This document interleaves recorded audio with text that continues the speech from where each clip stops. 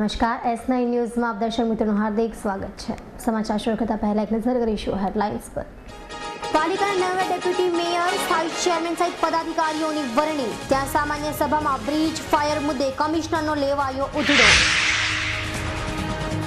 હની ફિંગોરાના પુત્ર સોયલા અપહરણ કેસમાં બિહારથી ઝડપાયો વધુ એક આરોપી। बुद्ध प्रतिमा मुद्दे विवाद बन्यो उग्र। विशाल रेलगाड़ी बौद्ध समाजे करी आक्रामक रजूआत। રાજકોટના બિલ્ડરના ઘરમાંથી 2.65 કિલોના સોનાના દાગીના સાથે રૂપિયા 30 લાખની ચોરી। અને ઝઘડિયાની બોરોસિલ કંપનીમાં ફરી બની ફૂડ પોઈઝનિંગની ઘટના। 60 કર્મચારીઓને થઈ અસર।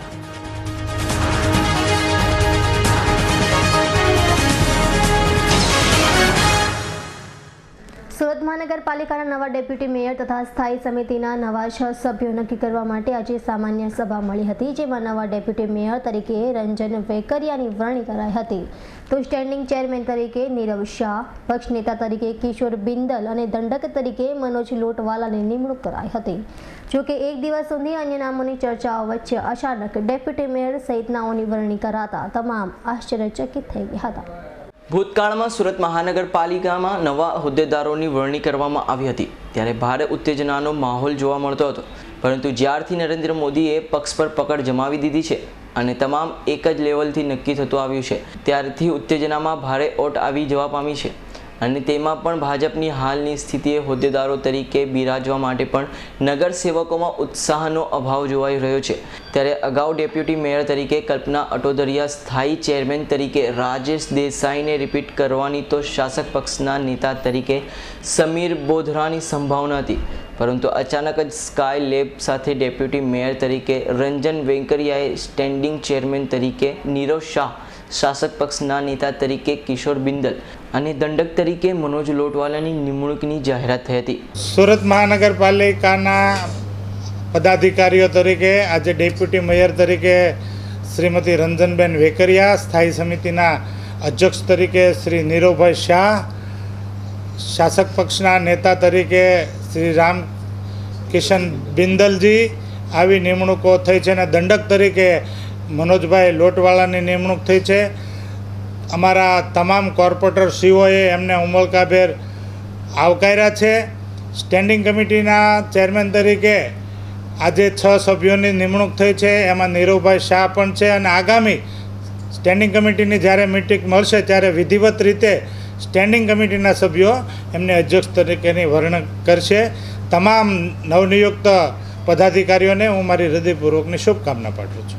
અગાઉ જે નામો ચાલતા હતા તે નામોને સાઈડે મૂકી અચાનક જ સ્કાય લેબની જેમ ડેપ્યુટી મેયર, સ્ટેન્ડિંગ ચેરમેન, શાસક પક્ષના નેતા અને દંડકના નામોની જાહેરાત થતાં તમામ આશ્ચર્યમાં મુકાઈ ગયા હતા।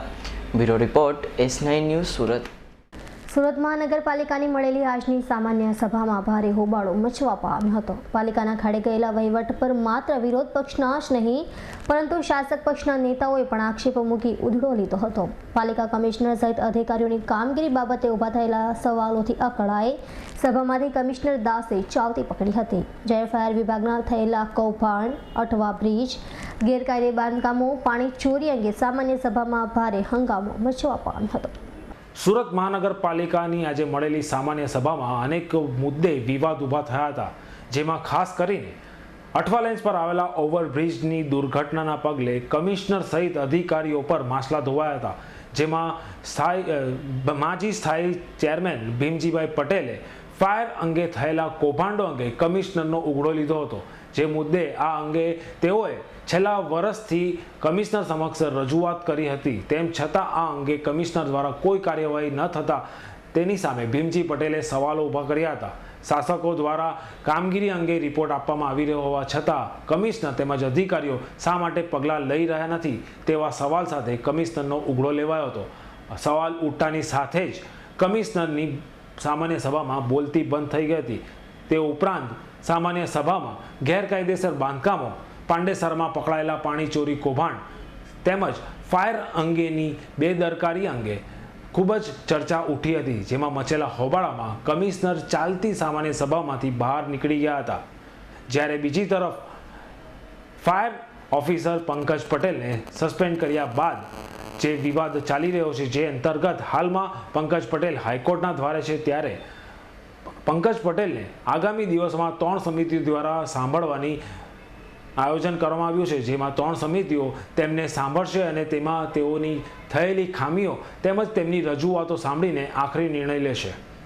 ચીફ ફાયર ઓફિસર પંકજ પટેલને સ્ટેન્ડિંગ કમિટીએ ડિસમિસ કર્યા છે અને બોર્ડની મંજૂરીની અપેક્ષાએ ડિસમિસ કર્યા છે. જ્યારે નિયમ મુજબ આજે જનરલ બોર્ડની અંદર એમનું કામ હતું, પરંતુ તે હાલ હાઈકોર્ટની અંદર ગયેલ હોય, હાઈકોર્ટમાં એમને મુદત પડી છે, પરંતુ અમે એણે આજે અમને પત્ર પણ લખ્યો છે અને હાઈકોર્ટમાં તે ગયેલા છે એવી અમને જાણ કરી છે. ત્યારે અમે મહાનગરપાલિકાની પેનલ એડવોકેટના એક હાઈકોર્ટના એડવોકેટશ્રીનો અભિપ્રાય લીધો છે અને એણે અમને એવો અભિપ્રાય આપ્યો છે કે એમણે હાઈકોર્ટમાં ગયા છે અને એમણે અરજી કરી હોય તો એકવાર એમને સાંભળી લેવા જોઈએ. એટલે મહાનગરપાલિકાને આજની જનરલ બોર્ડમાં ડેપ્યુટી મેયર શ્રી, સ્ટેન્ડિંગ કમિટીના ચેરમેન શ્રી અને લાઇટ એન્ડ ફાયર કમિટીના ચેરમેન શ્રીની એક પેનલ બનાવી અને 15 દિવસમાં આ પેનલ એમને સાંભળી અને રિપોર્ટ રજૂ કરશે અને આગામી બોર્ડમાં આ અંગેનું કામ આવશે. સામાન્ય સભામાં વિરોધ પક્ષ સહિત અપક્ષના ઉમેદવાર પ્રકાશ દેસાઈએ પણ શાસક પક્ષ તેમજ અધિકારીઓ સામે બાયો ચડાવી હતી. તે સાથે જ શાસક પક્ષના પણ નેતા ભીમજી પટેલે કમિશનર વિરુદ્ધ સૂત્રોચ્ચાર કરીને તેઓનો ઉઘડો લીધો હતો. જ્યારે અત્યારે ખાડે ગયેલા મહાનગરપાલિકાના વહીવટ સામે તેઓએ સવાલ ઉઠાવ્યા હતા. હવે જોવાનું એ છે કે આગામી સમયમાં કમિશનર વહીવટી તંત્રમાં સજાગતા લાવે છે કે પછી આવી જ હાલતમાં સુસુપ્ત તંત્ર ચાલતું રહેશે. Bureau report S9 news, Surat. સુરતના ઇન્ડસ્ટ્રીયલિસ્ટ હનીફ હિંગોરાના પુત્ર સોહેલ હિંગોરાના અપહરણ બાદ તે માટે કરોડોની ખંડણી માંગવાના પ્રકરણમાં સુરત ક્રાઇમ બ્રાન્ચે વધુ એક આરોપીને ઝડપી પાડ્યો હતો.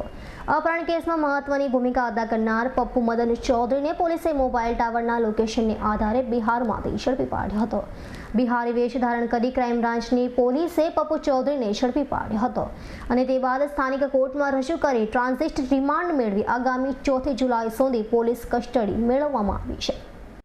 સુરતના ઇન્ડસ્ટ્રીયાલિસ્ટ હનીફ હિંગોરાના પુત્ર સોહેલ હિંગોરાના અપહરણ કેસમાં તપાસ કરી રહેલી સુરત ક્રાઇમ બ્રાન્ચ પોલીસે અપહરણ કેસમાં મહત્વની ભૂમિકા નિભાવનાર આરોપીને બિહારથી ઝડપી પાડ્યો હતો. સોહેલ હિંગોરાનું અપહરણ કરી બિહાર લઈ જઈને છાપરા જિલ્લામાં લઈ જવામાં આવ્યો હતો, જ્યાં 1 માસ સુધી ગોંધી રાખવામાં આવ્યો હતો. જે સાથે અપહરણકર્તાઓએ પુત્રના બદલામાં કરોડો રૂપિયાની ખંડણી હનીફ હિંગોરા પાસે માંગી હતી અને હનીફ હિંગોરાએ માંગેલી રકમની ખંડણીની તમામ રકમ ચૂકવી પણ આપી હતી. આ કેસમાં દમણ, બિહાર, સુરત પોલીસ છેલ્લા 1 વર્ષથી વધુ સમયથી તપાસ કરી રહી છે અને આ કેસમાં પટનાની ગેંગના 15 થી 17 આરોપીઓની સંડોવણી બહાર આવી હતી, જેમાં એક પછી એક કેટલાક આરોપીઓ પોલીસના હાથે ઝડપાયા હતા. જ્યારે આ અપહરણ કેસમાં મહત્વની ભૂમિકા નિભાવનાર પપ્પુ મદન ચૌધરીનું લોકેશન મળતા જ સુરત ક્રાઇમ બ્રાન્ચની ટીમ સહિતનો પોલીસ કાફલો બિહાર પહોંચ્યો હતો, જ્યાં શહેરના સુપ્રસિદ્ધ એવા મંદિર વિષ્ણુપદમાં આરોપીને ટ્રેપ કરવા માટે પોલીસે બિહારી વેશ ધારણ કર્યો હતો. જે સમયે આરોપી ત્યાં પહોંચતા પોલીસે તેને દબોચી લીધો હતો. પપ્પુ ચૌધરી થોડા સમય પહેલા દમણ ખાતેની હનીફ હિંગોરાની યાન કંપનીમાં નોકરી કરતો હતો અને તે સારી રીતે સોહેલને ઓળખતો હતો. हनीफ हिंगोरा को फ़ोन के ऊपर धमकी दी गई थी और उनसे पैसे मांगे गए थे इसी केस से रिलेटेड. उस ऑफेंस में अभी तक हम लोगों ने 4 लोगों को अरेस्ट किया था. एक Ravish Kumar Mahto, resident of Lakhisarai Bihar, Gautam Vinod Mahto, resident of Munger Bihar, Pankaj Umesh Mahto, resident of Munger Bihar और Ranjit alias Satish Kumar Nagmani Singh Rajput, resident of Chaturpur Chhapra. इस केस के इन्वेस्टिगेशन के दरमियान पिछले तारीख को 25 या 26 तारीख को Pappu Madan Kumar Chaudhary, resident of Vaishali district Bihar, इनको सूरत क्राइम ब्रांच की टीम ने गया से अरेस्ट किया था. फिर यहाँ पे लाए गए और अभी रिमांड पे इंटरोगेशन में है. इंटरोगेशन में ये खुलासा हुआ है कि ये पप्पू मदन कुमार चौधरी उस किडनैपिंग के केस में एक मेन एक्यूज की तरह से उसने भूमिका निभाई थी।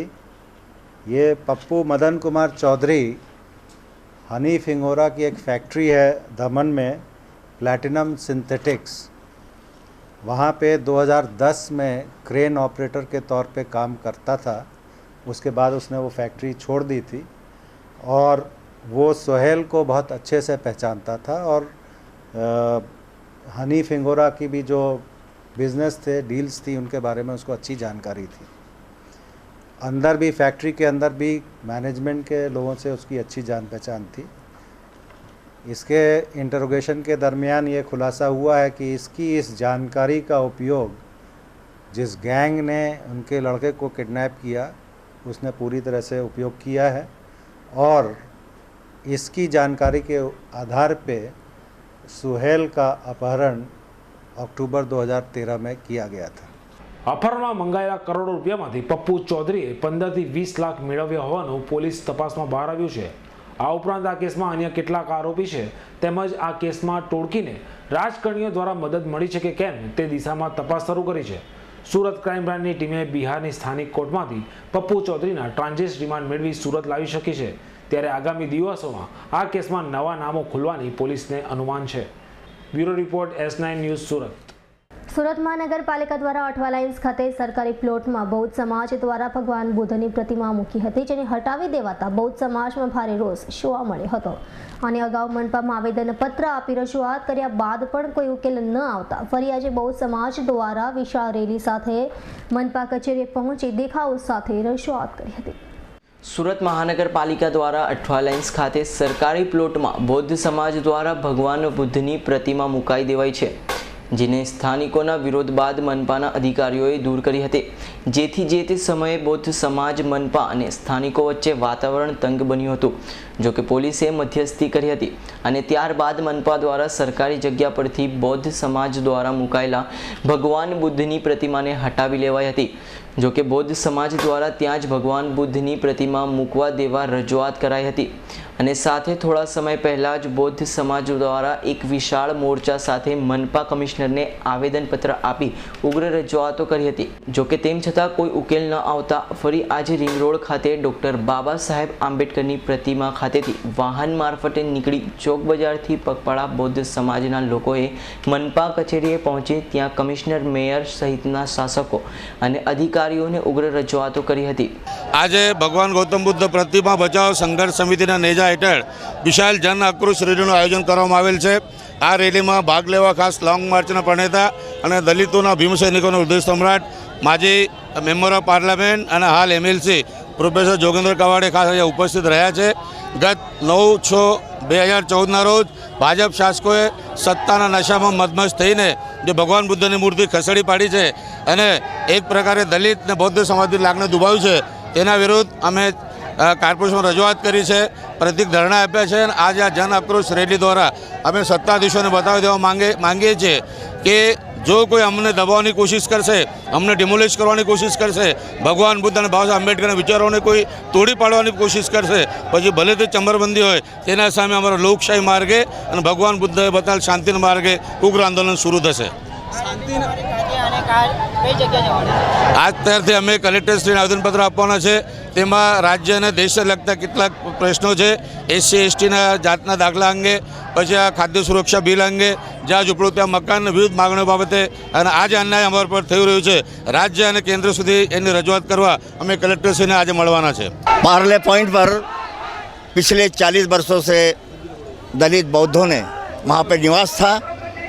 वहाँ पर बाबा साहब अम्बेडकर भगवान बुद्ध की प्रतिमा को स्थापित किया गया था। 40 साल के बाद कुछ दिन पहले जहाँ भगवान बुद्ध की बाबा साहब की प्रतिमा है, वहाँ पर सूरत महानगर पालिका में एक बगीचा बनाने का, गार्डन बनाने का तय किया था। लेकिन अचानक सूरत महानगर पालिका के कमिश्नर और महापौर साहब ने 200-300 पुलिस सुबह ले जाकर भगवान बुद्ध की मूर्ति वहाँ से हटाई।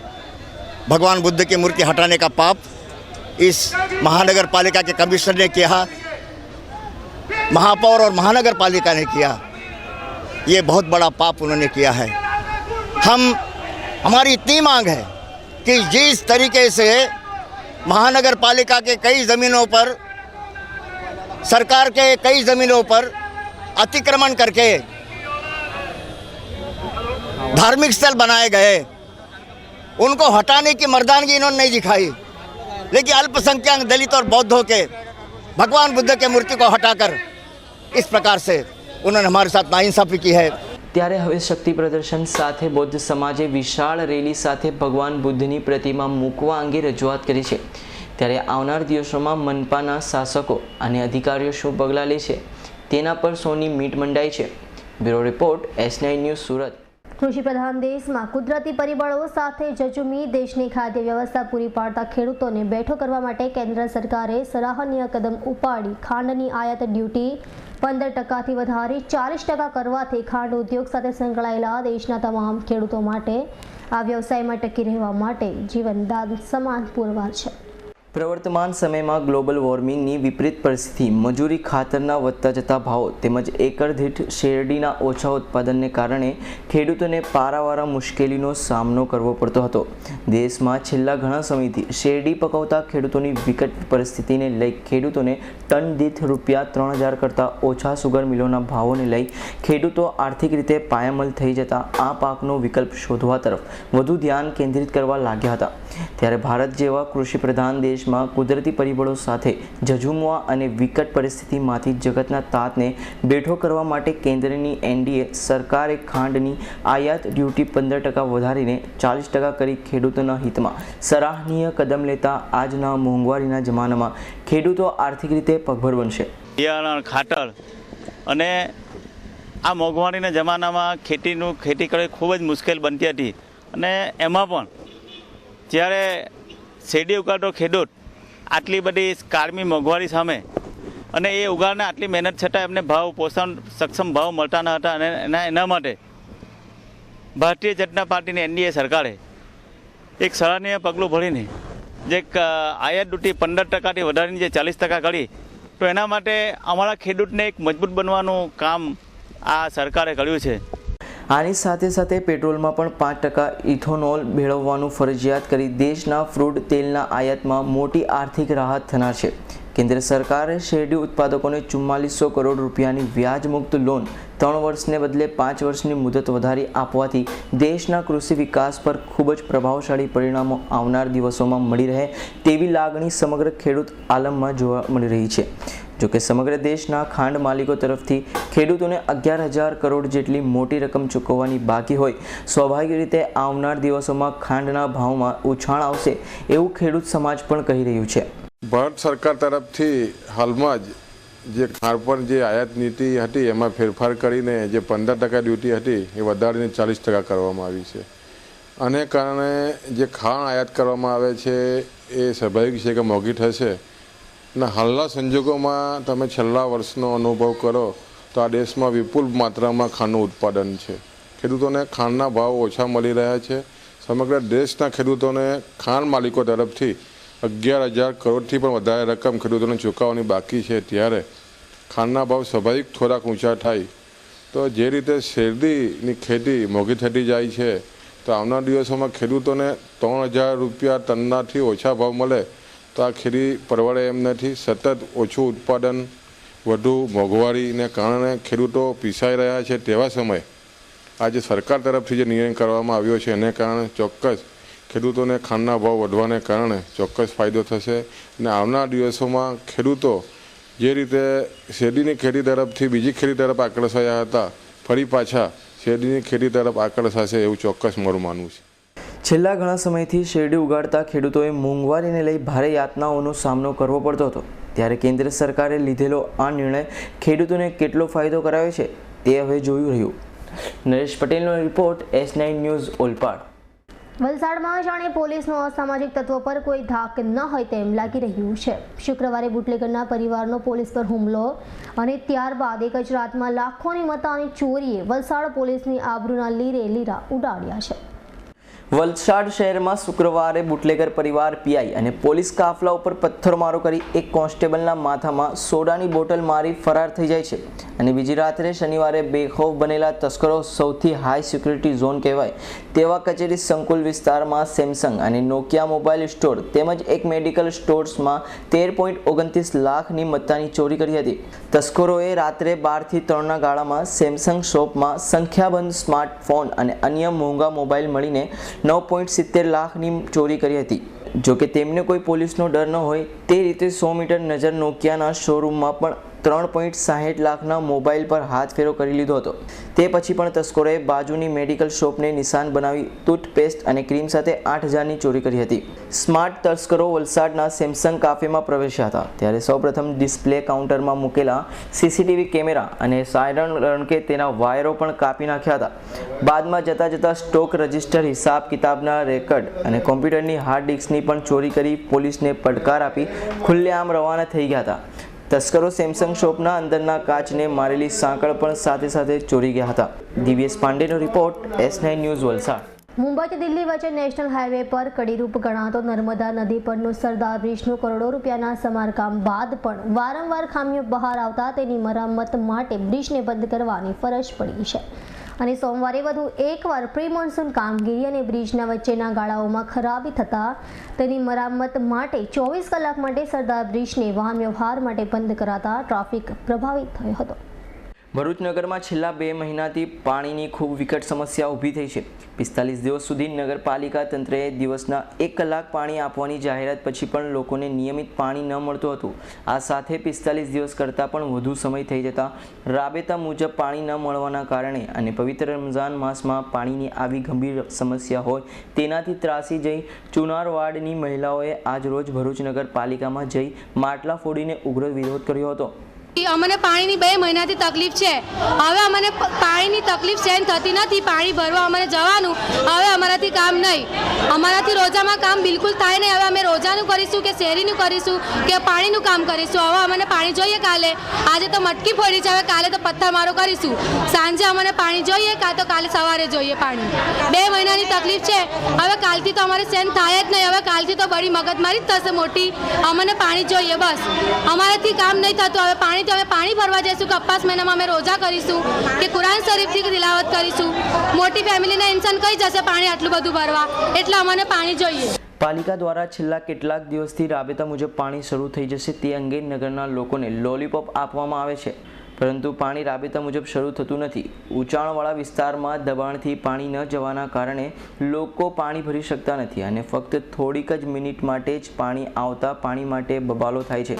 ત્યારે ચુનારવાડની મહિલાઓએ આ રમઝાનમાં શરૂ થયો હોય નિયમિત પાણી મળે તે માટે નગરપાલિકાના પ્રમુખ દીપક મિસ્ત્રી તેમજ વોટર વર્કર્સ શાખામાં ઉગ્ર રજૂઆત કરી હતી અને નિયમિત પાણી આપવાની માંગ કરી હતી. અવી સૈયદનો રિપોર્ટ, S9 ન્યૂઝ, ભરૂચ. ભરૂચના ચુનારવાડની મહિલાઓએ પાણીની સમસ્યાથી ત્રાસી જઈ નગરપાલિકામાં માટલા ફોડ્યા હતા. છેલ્લા 4 થી 5 વર્ષમાં સરદાર બ્રિજને અવારનવાર વાહન વ્યવહાર માટે બંધ રખાતા ભરૂચના ટ્રાફિકની સમસ્યાઓ વકરતી રહી છે.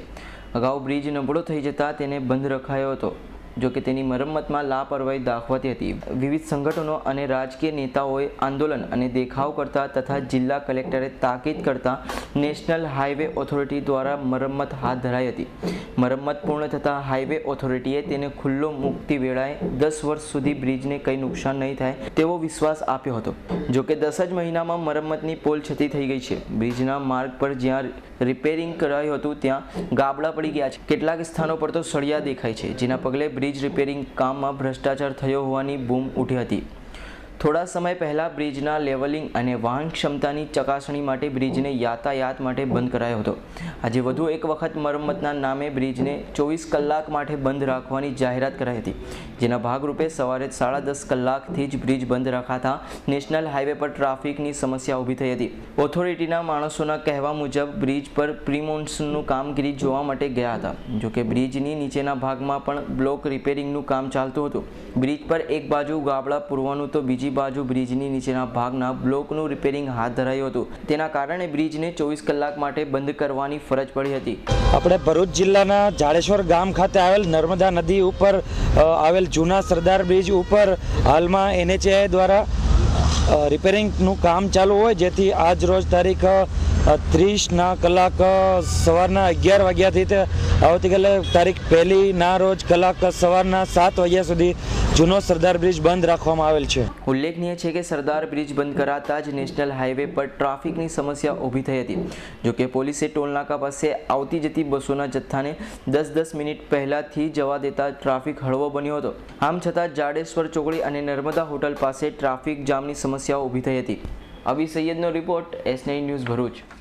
નસવાડી તાલુકાના ચેતનગર ગામમાં જંગલમાંથી સસલાનો શિકાર કરતી ટોળકીના 5ને વન વિભાગે ઝડપી પાડી તેઓની પાસેથી વિસ્ફોટક પદાર્થો કબજે કર્યા હતા.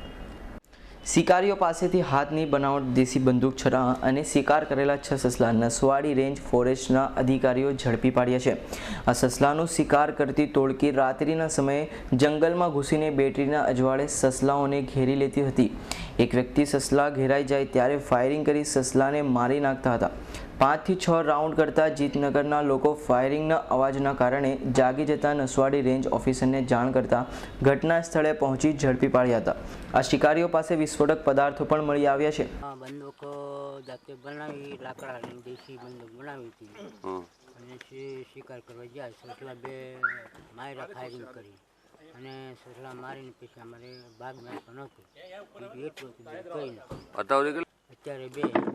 પહેલાં કેટલા મારેલા? પહેલાં નથી મારી, 2 માર્યા. ગઈ રાત્રે 12:11 સુમારે જીતનગરના જંગલમાં કોઈ ઈસમો 5 ઈસમો બંદૂક સાથે, દેશી બનાવટની બંદૂક સાથે શિકાર કરવા નીકળેલા, પણ અમારા ગોયાવાડ ખાતે રહેતો સ્ટાફ તાબડતોડ ખબર મળતા પહોંચી અને ગામ લોકોની મદદથી આ લોકોને જંગલમાં 2 મરેલા સસલા, દેશી બનાવટની બંદૂક તથા છરા એને સાથે અટક કરી. આ કયા પ્રકારના વિસ્ફોટક પદાર્થો જેની જંગલ ખાતા હજુ સુધી જાણી શક્યું નહોતું. હસન ખત્રીનો report S9 news Dabhoi. Dabhoi નગરમાં કેબલ ઓપરેટરો દ્વારા અન્યના વિસ્તારોમાં કનેક્શનો નાખવામાં આવતા કલેક્ટરને આવેદનપત્ર આપવામાં આવ્યું હતું. જ્યારે ડભોઈમાં કેબલ વોરના પણ ભણકારા વાગી રહ્યા છે. ડભોઈ ખાતે કેબલ ઓપરેટરો દ્વારા નગરમાં વિવિધ વિસ્તારોમાં કેબલ કનેક્શનો વ્યસ્ત કરી જીવન જીવી રહ્યા છે.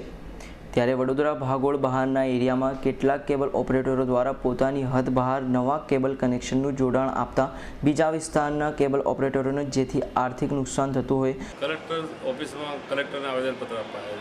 હાના લીધે? મોટા ઓપરેટર દ્વારા નાના ઓપરેટરને હેરાનગતિ.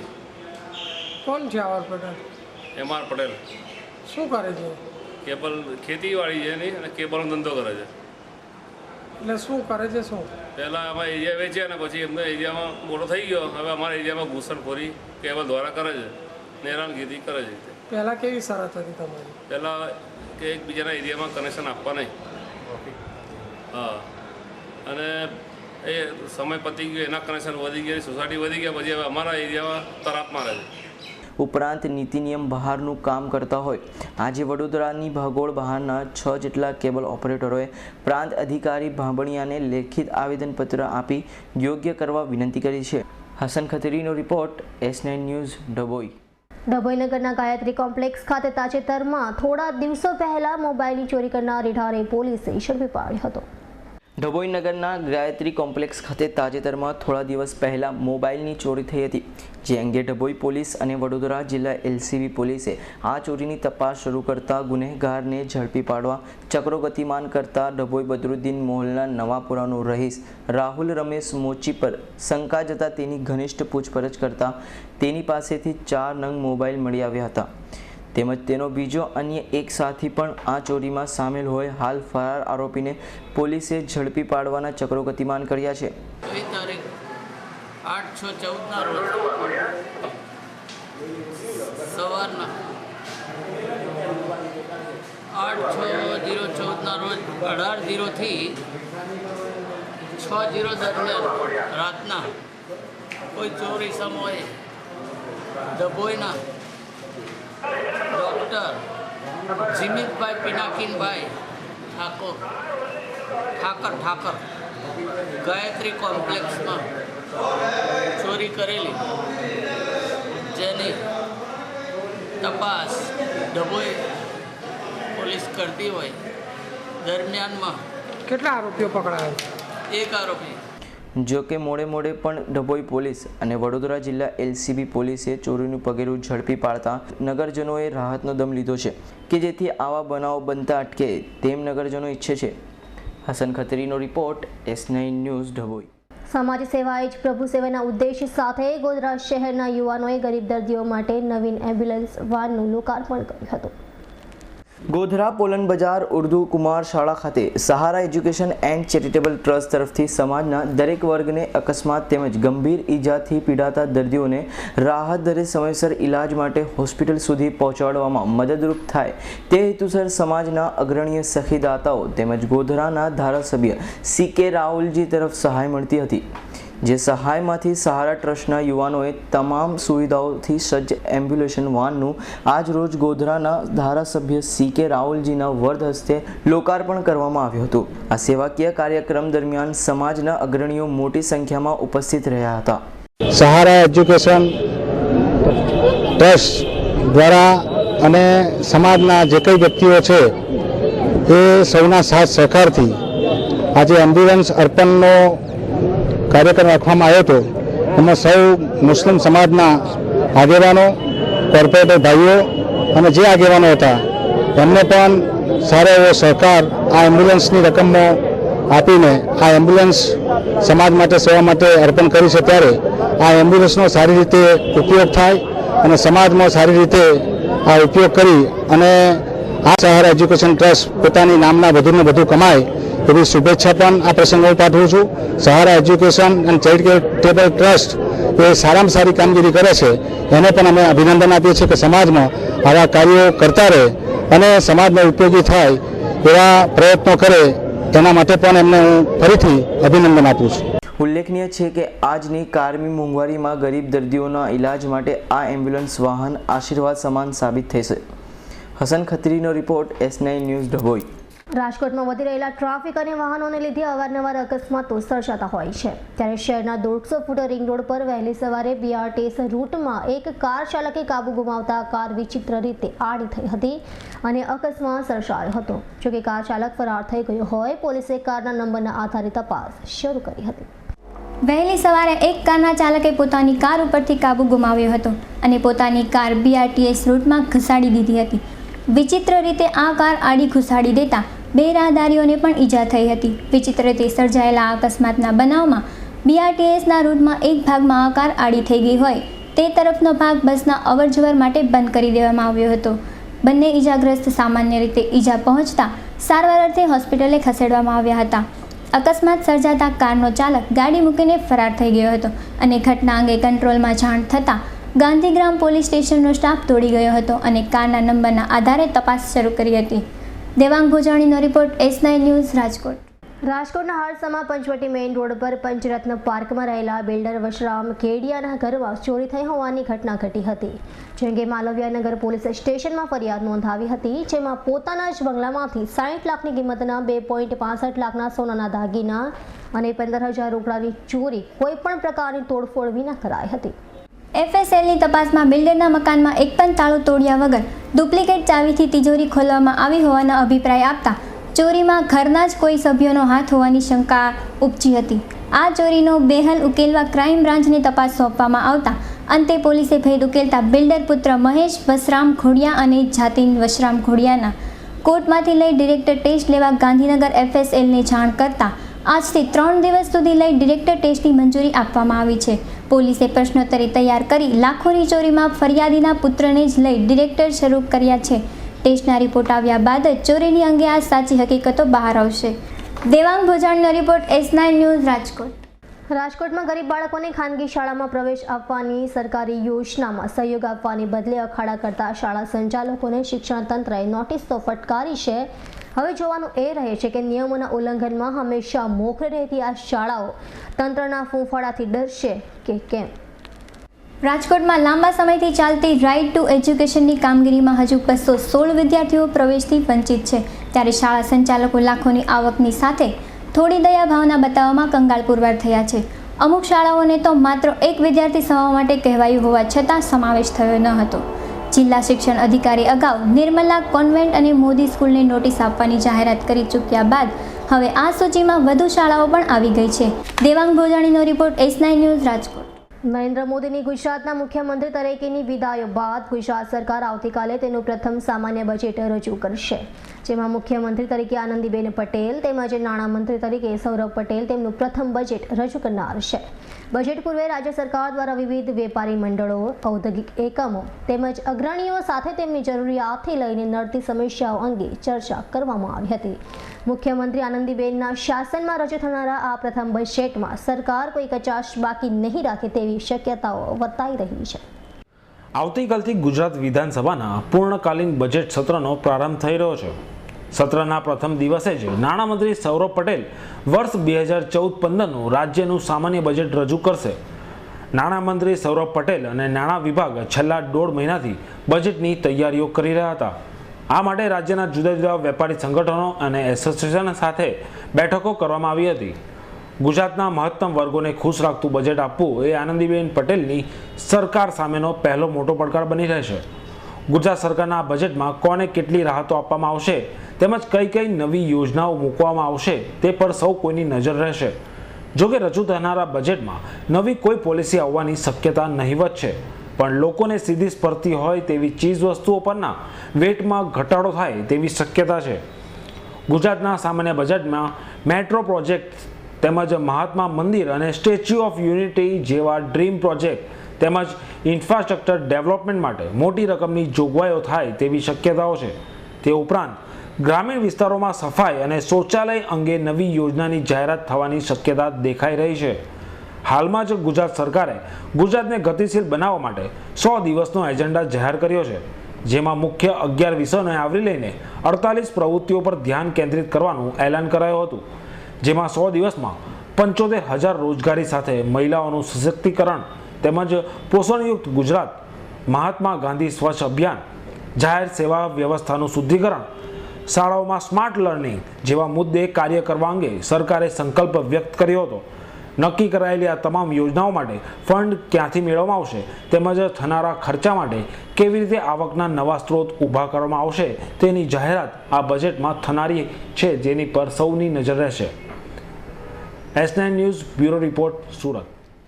સુરતમાં છેલ્લા કેટલાક દિવસોથી વિના વરસાદનો પૂરપાટ પવન ફૂંકાઈ રહ્યો છે. કલાકના 24 કિલોમીટરની ઝડપથી ફૂંકાઈ રહેલા પવનમાં આજ રોજ સિવિલ 4 રસ્તા પાસે આવેલા બિલ્ડિંગના ટેરેસ પર મૂકવામાં આવેલું જાહેરાતનું હોર્ડિંગ્સ લોખંડની ફ્રેમ સાથે જમીનદોસ્ત થયું હતું.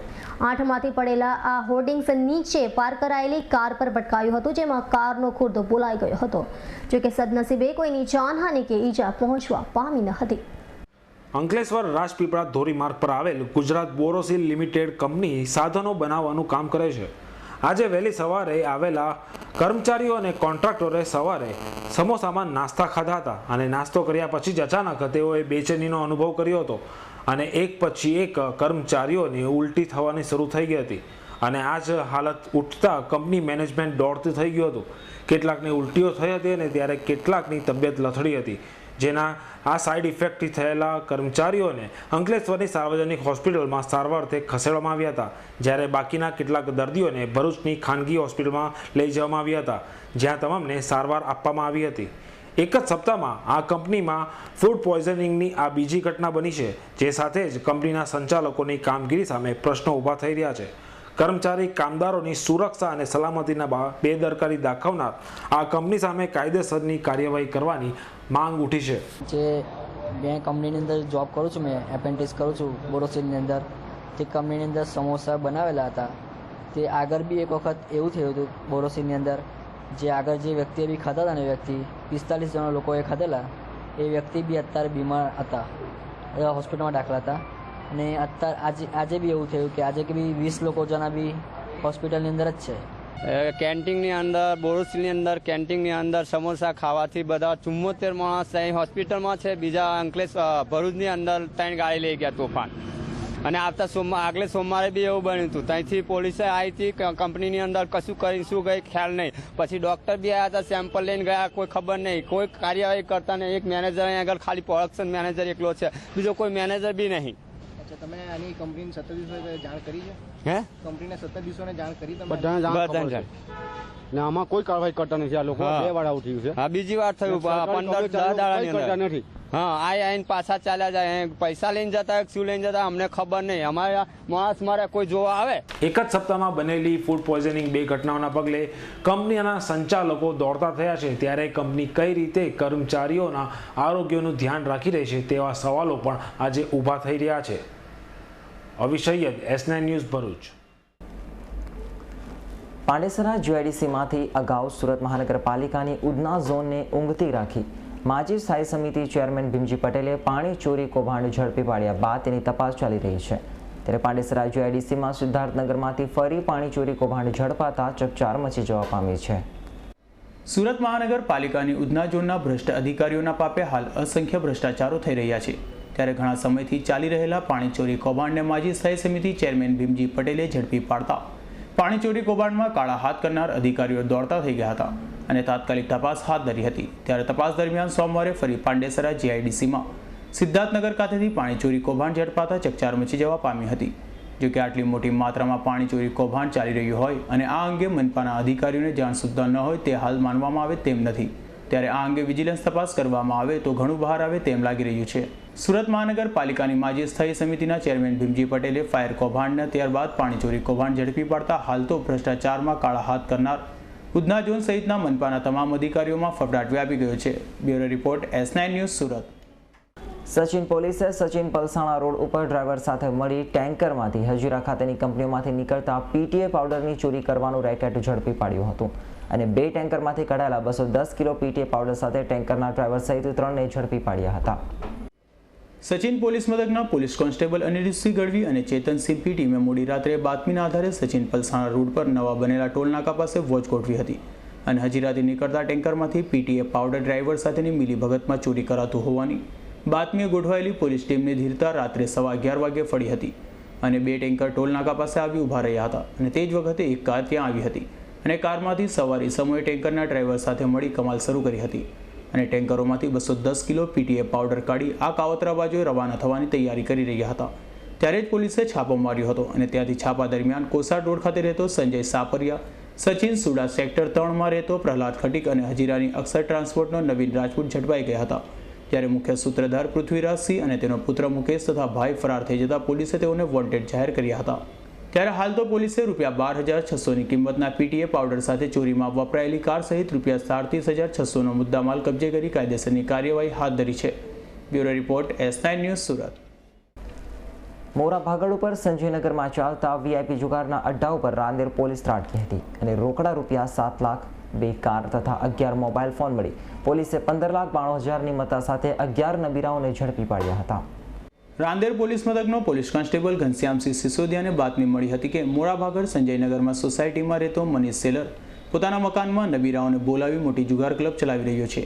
જે બાતમીના આધારે પોલીસે મનીષના મકાનમાં છાપો માર્યો હતો અને પોલીસે કરેલી રેડમાં મનીષ ઉપરાંત ત્યાં જુગાર રમવા આવેલા બિસુ દરબાર, કાંતિ સેલર, પ્રવીણ વાઘેલા, રમણલાલ પટેલ, કાંતિલાલ પટેલ, ચેતન પટેલ, ઉમેશકુમાર પટેલ, પૂર્વેશ પટેલ, જયેશ પટેલ અને અરવિંદ પટેલ ઝડપાઈ ગયા હતા. જ્યારે પોલીસે દાવ પરના રોકડા રૂપિયા અને 2 કાર તથા 11 મોબાઈલ ફોન મળી કુલ ₹15,92,000ની મત્તા કબજે કરી હતી.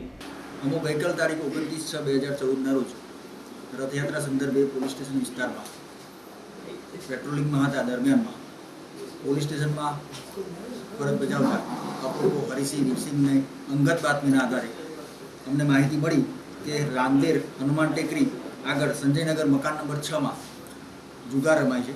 એ બાબતે અમને માહિતી મળતાની સાથે તાત્કાલિક મહેરબાન police inspector Shri Rander police station તથા ACP સાહેબ શ્રી G ડિવિઝનનાઓનો સંપર્ક કરી એમની માર્ગદર્શન અને સૂચનાઓ મેળવી અને અમારા 2 પંચોના માણસો સાથે બાતમીવાળી જગ્યા રાંદેર હનુમાન ટેકરી આગળ સંજયનગર મકાન નંબર 6ના બીજા માળે પહોંચી અને ત્યાં રેડ કરતા ત્યાં કુલ્લે 11 માણસો 11 જુગારી ઝડપાયેલા છે.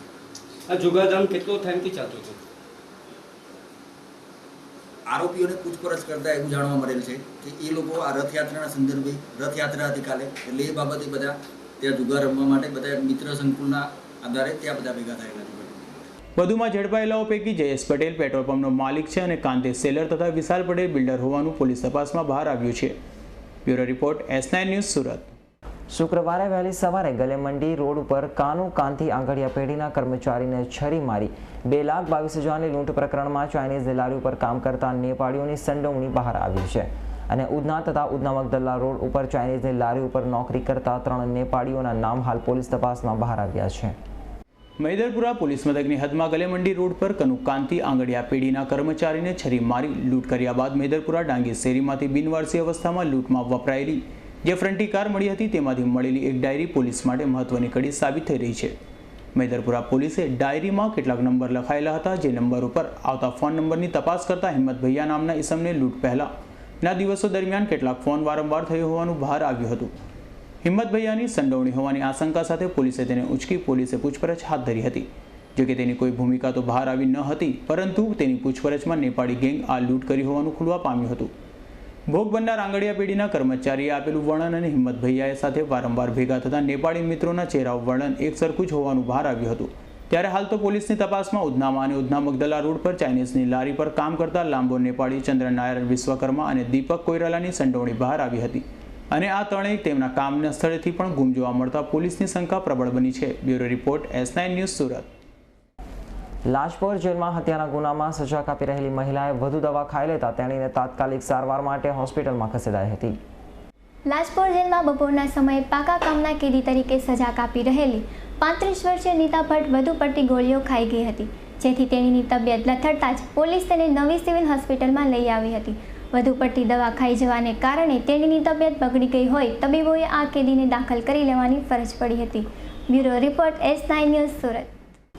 ઉકાઈ ડેમના ઉપરવાસમાં આવેલા વિસ્તારોમાં તથા મહારાષ્ટ્રના ભૂસાવળ અને મધ્યપ્રદેશના બુરહાનપુરમાં વરસાદ ખેંચાતા ઉકાઈ ડેમમાં પાણીની નહિવત આવક છે. જો કે ડેમ ઓથોરિટી અને સિંચાઈ વિભાગના સૂત્રો કહે છે કે 15મી ઓગસ્ટ સુધી સિંચાઈ માટે પૂરતું પાણી આપી શકાય એટલું પાણી ડેમમાં છે. સિંચાઈ વિભાગના જણાવ્યા મુજબ જો વરસાદ વધુ લાંબો સમય ખેંચાય તો સપ્ટેમ્બરમાં પાણીની મુશ્કેલી પડી શકે છે. જો કે જુલાઈના પ્રથમ સપ્તાહમાં વરસાદની સંભાવના જોતા એવી પાણીની અછતની સમસ્યા ઊભી થાય નહીં.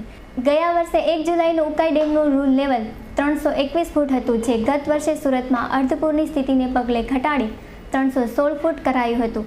1 જુલાઈનું પ્રમાણ વર્તમાન રૂલ લેવલનું ગણીએ તો 316 ફૂટ સામે અત્યારે ડેમમાં 305.15 ફૂટ પાણી છે, એટલે કે રૂલ લેવલથી 11 ફૂટ ઓછું છે. સિંચાઈ માટે હાલ ડેમમાંથી 7,349 ક્યુસેક પાણી છોડાઈ રહ્યું છે. જોકે સૂત્રોના જણાવ્યા મુજબ વરસાદ નહીં પડે તો સિંચાઈ માટે 280 ફૂટ સુધી પાણી છોડાશે. છેલ્લા 40 વર્ષમાં ચોમાસામાં પ્રથમવાર ઉકાઈ ડેમમાં સિંચાઈ માટે પાણી છોડવાની ફરજ પડી રહી છે. Bureau report S9 news Surat. શહેરમાં બાઇક સવાર સ્નેચરોનો આતંક દિવસે ને દિવસે વધી રહ્યો છે. ત્યારે ગોપીપુરા કાજીનું મેદાન ખાતે આવેલ રત્નાસાગર સ્કૂલ સામેથી પસાર થતી મહિલાના ગળામાંથી અજાણ્યા બાઇક સવારો સોનાનો અછોડો તોડી ભાગી છૂટ્યા હોવાનો બનાવ પોલીસ મથકે નોંધવા પામ્યો છે. ગોપીપુરા કાજીનું મેદાન ખાતે આવેલ રત્નાસાગરની સ્કૂલની બાજુના સ્ટોલિંગ એપાર્ટમેન્ટમાં રહેતી રેખાબેન જરીવાલા ઘર પાસેની જૈનવાડીમાં પસાર થઈ રહી હતી. ત્યારે મોટરસાઇકલ પર આવેલા 2 અજાણ્યાઓ પૈકી પાછળ બેસેલા ઈસમો રેખાબેનના ગળામાંથી થાપ મારી 60,000ની કિંમતનો સોનાનો અછોડો તોડી ભાગી છૂટ્યો હતો.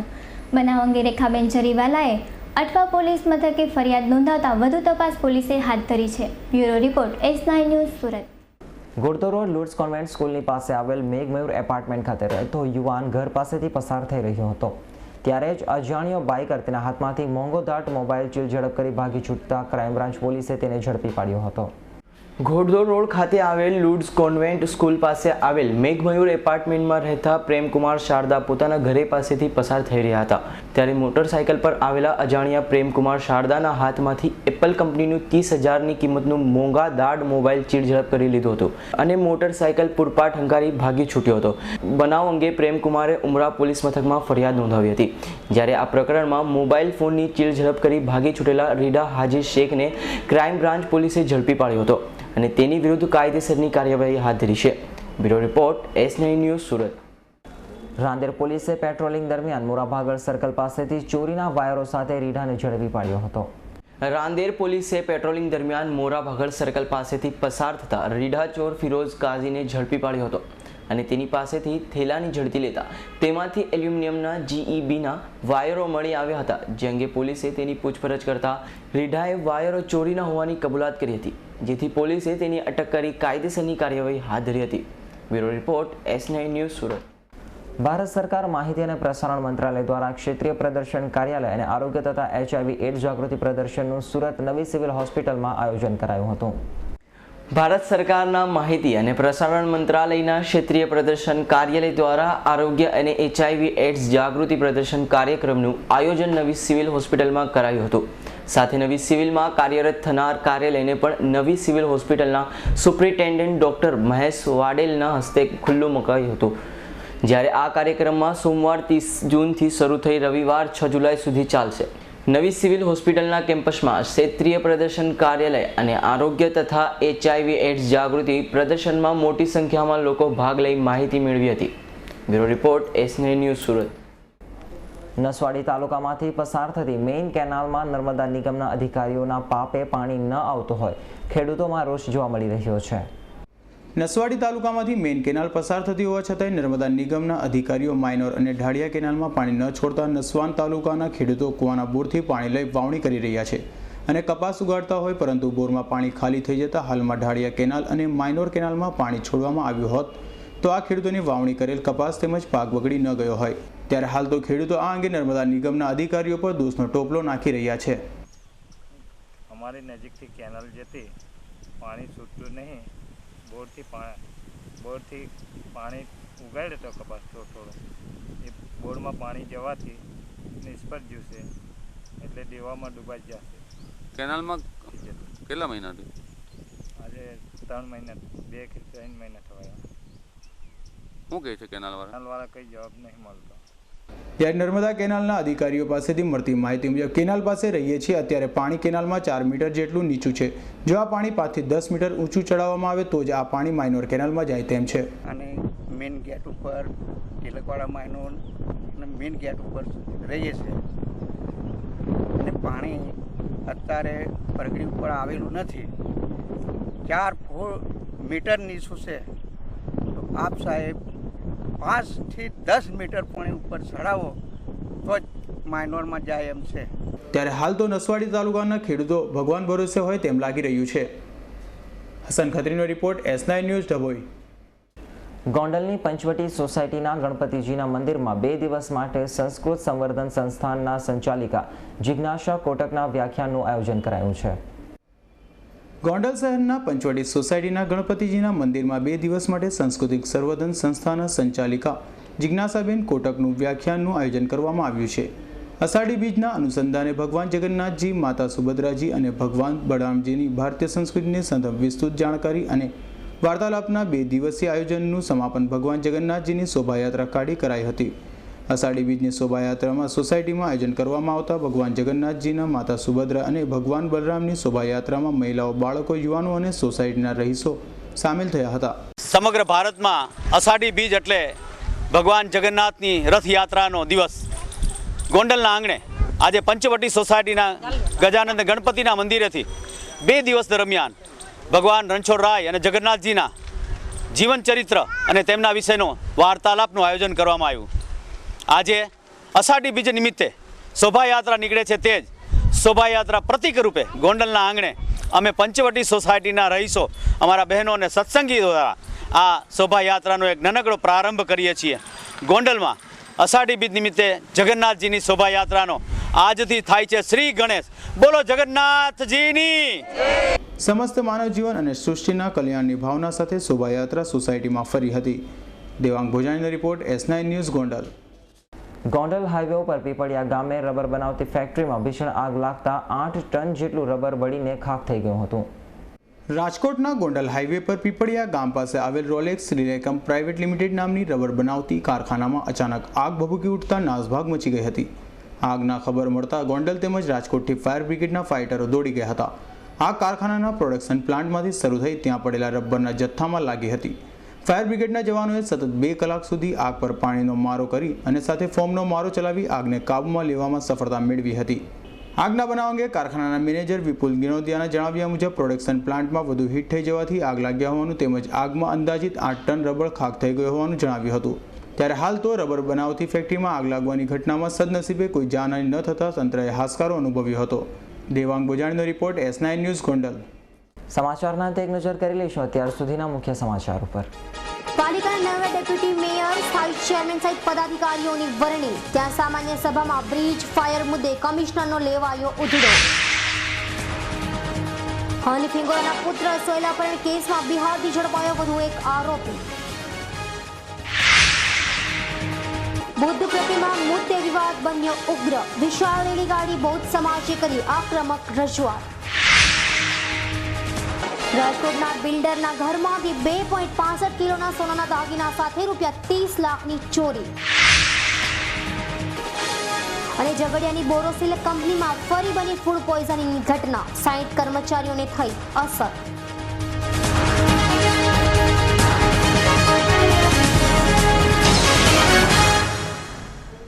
તો આ હતા S9 ન્યૂઝના અત્યાર સુધીના મુખ્ય સમાચારો. અન્ય સમાચારો સાથે ફરી મળીશું. ત્યાં સુધી જોતા રહેશો S9 ન્યૂઝ.